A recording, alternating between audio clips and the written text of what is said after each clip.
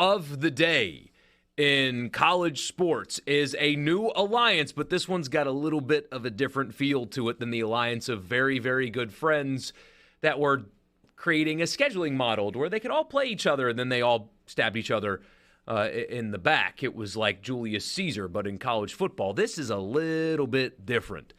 Ross Dellinger broke the news, and then an official release came shortly thereafter. The SEC and the Big 10 are joining forces. They're calling it an advisory group where they are going to get together with their ADs and presidents and recommend changes that need to be made. That's step number one. I'll read the release to you. From Birmingham, the Big 10 Conference and the Southeastern Conference announced the formation of a joint advisory group of university presidents, chancellors, and athletic directors to address the significant changes facing college athletics and the opportunities for betterment of the student-athlete experience. These challenges, including but not limited to recent court decisions, pending litigation, a patchwork of state laws, and complex governance proposals. Greg's always so wordy. Compelled the two conferences to take a leadership role in developing solutions for a sustainable future of college sports. The advisory group will engage with other constituencies as necessary, including consultation with student athletes and other key leadership groups from both conferences. Here is a quote from Tony Petitti, the commissioner of the Big 10. The Big 10 and the SEC have substantial investment in the NCAA, and there's no question that the voices of our two conferences are integral to governance and other reform efforts. We recognize the similarity in our circumstances as well as the urgency to address the common challenges we face. Sorry, guys, this is wordy, but I think this is important. Here's Greg Sankey. There are similar cultural and social impacts on our student athletes, our institutions, and our communities because of the new collegiate athletics environment. We do not have predetermined answers to the myriad of questions facing us.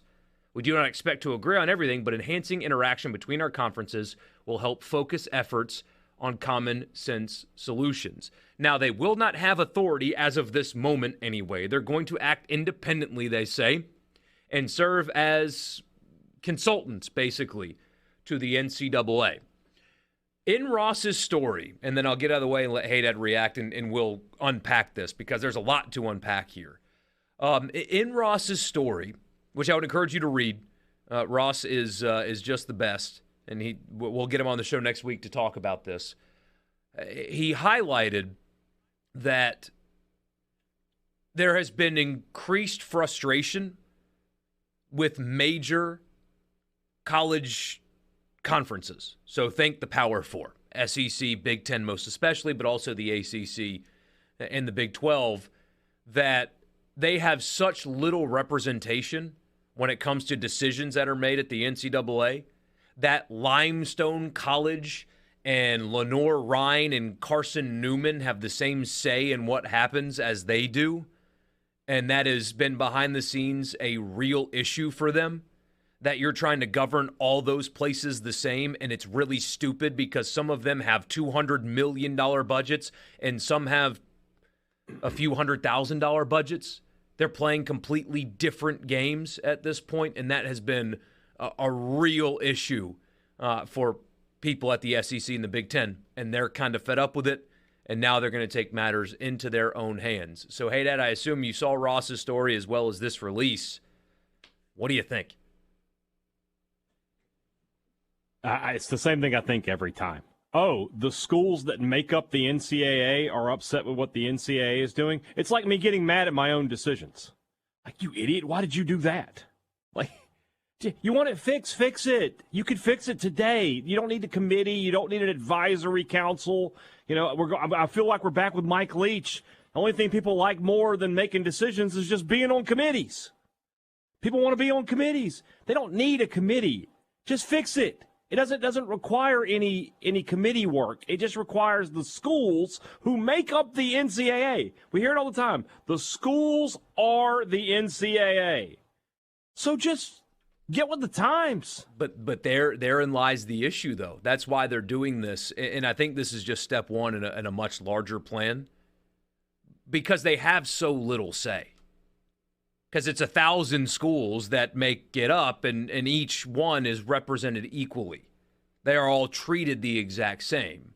And so what's good for Portland State is not what's necessary for Texas. This had to happen. I get what you're saying, and I agree with that. I agree with that. That there needs to be.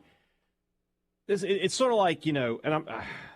If I can do it without being offensive, but it's like, sometimes you have kids that they're just a little slow, right? And you have to change the way you teach them or offer them special circumstances so that they can catch up to the rest of the class. It's the same thing here, right? You've got small schools being governed by the same rules as the big schools when they're not playing the same sport. They're both playing football, but it's not the same sport.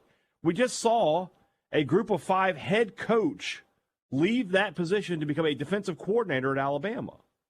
What does that tell you?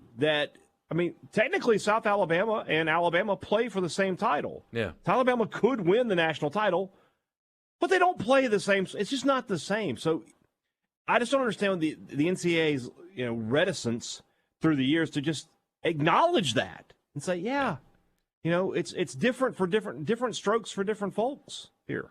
Yeah, and this has to happen. So Ross's story gives a lot of detail just about this because, for example, as he points out, the SEC and the Big 10 are about to annually distribute $25 million to all of their member schools more than the third-place conference. So not $25 million to all their schools, $25 million more than the third-place conference. It's a totally different thing, and it needs to be treated differently. But this is how it had to go.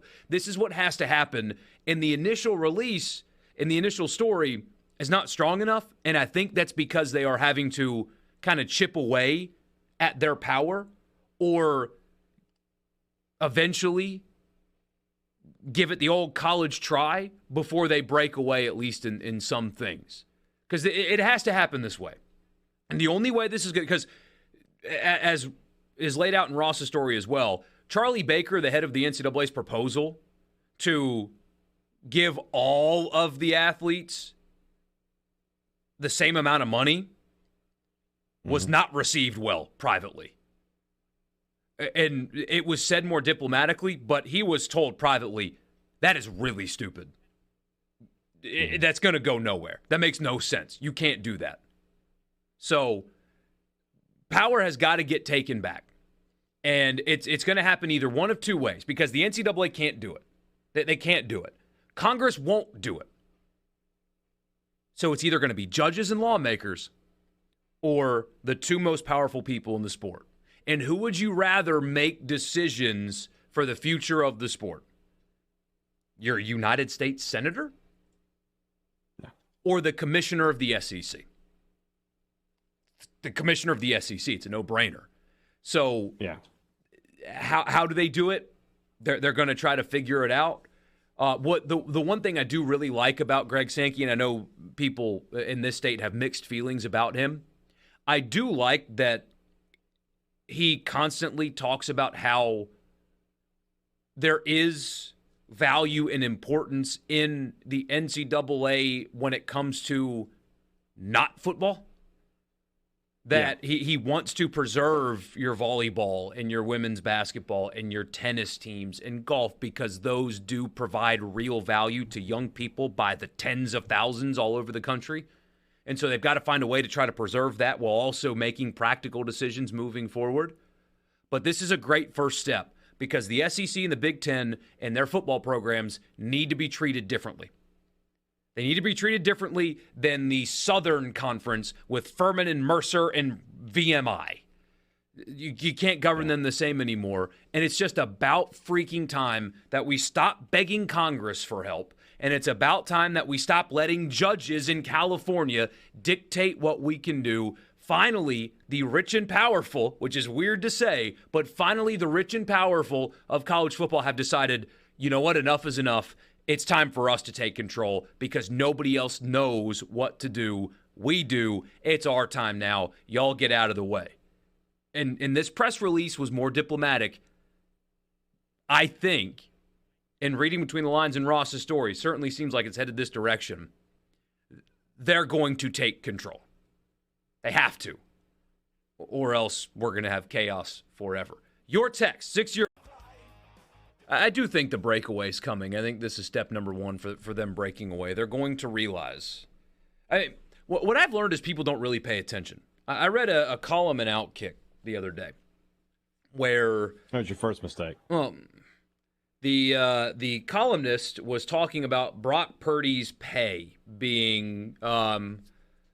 it's wrong that Brock Purdy only is making over $800,000 this year to be a quarterback for the 49ers going to the Super Bowl, where there's a few dozen college players making more than that, and how wrong that is. And Brock Purdy is an extreme outlier, and he's going to get a new contract this offseason that pays him 30 times more than what he's currently making. He's going to be fine. He also has an endorsement deal with Toyota he just got. I mean, he made a few $1 million this year with salary and endorsements. He's okay.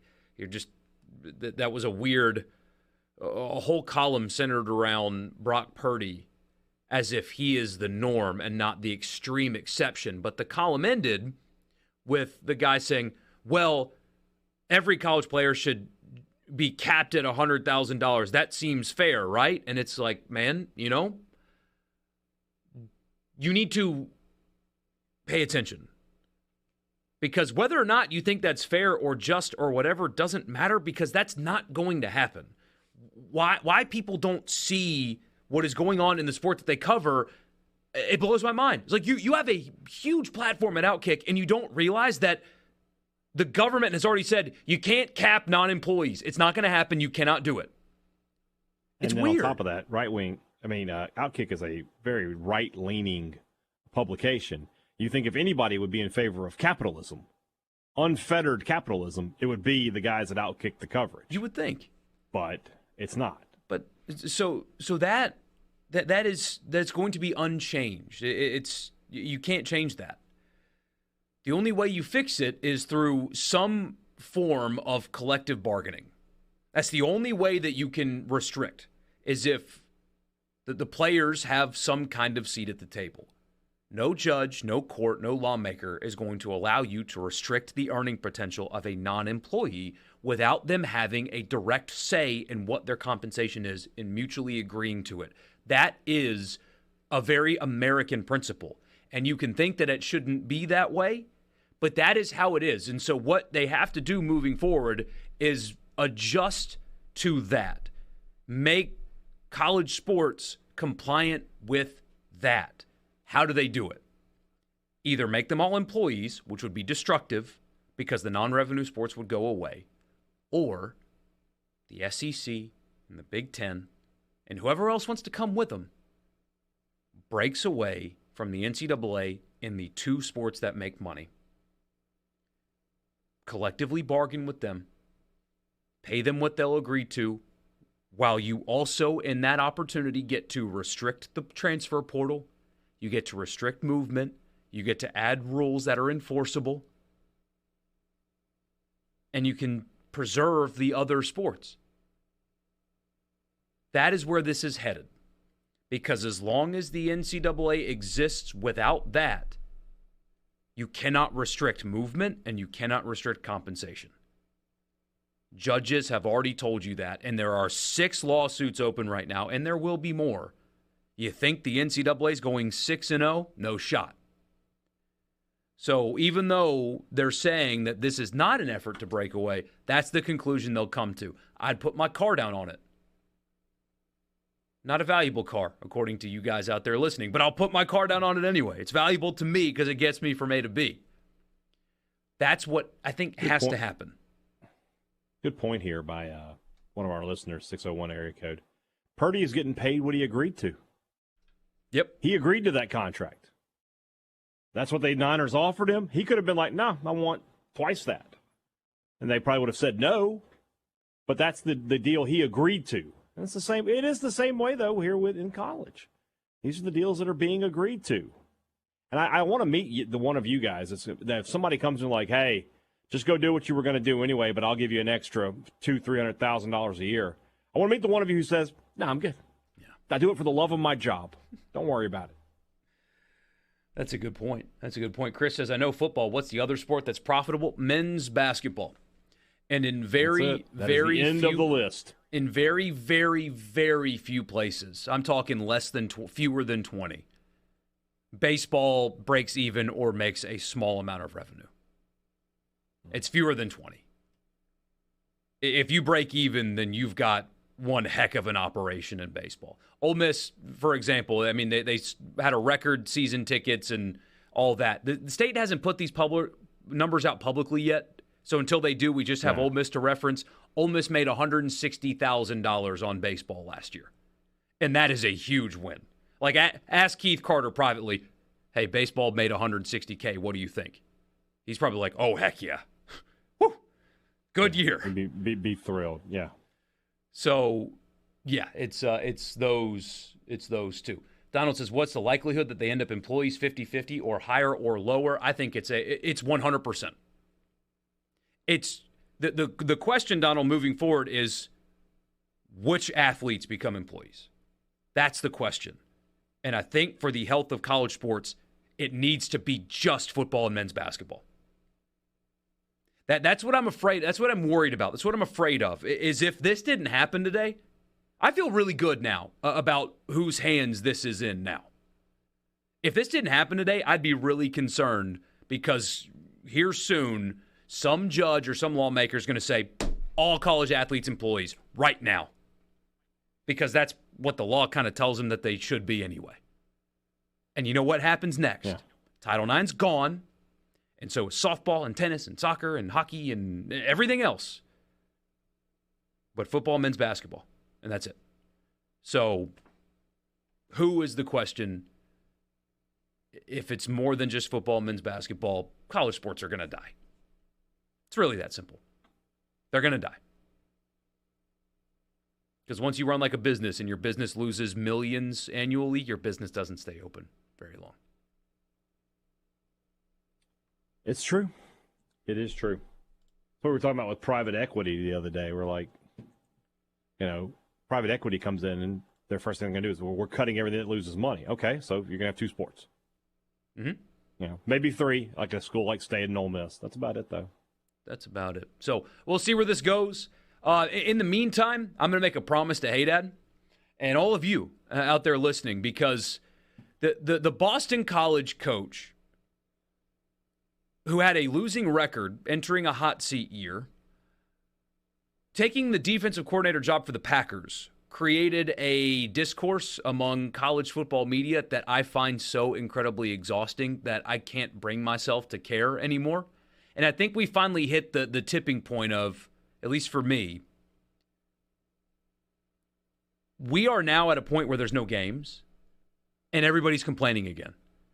But all those people that are complaining right now didn't do any of that from August to early January. Why is that? Why is that? Because there were games. And the games were pretty great, right? Good. Outstanding. The average college football, a lot of them, they have the memory of a goldfish. It's like, and then the game starts. Ooh, games. Mm-hmm.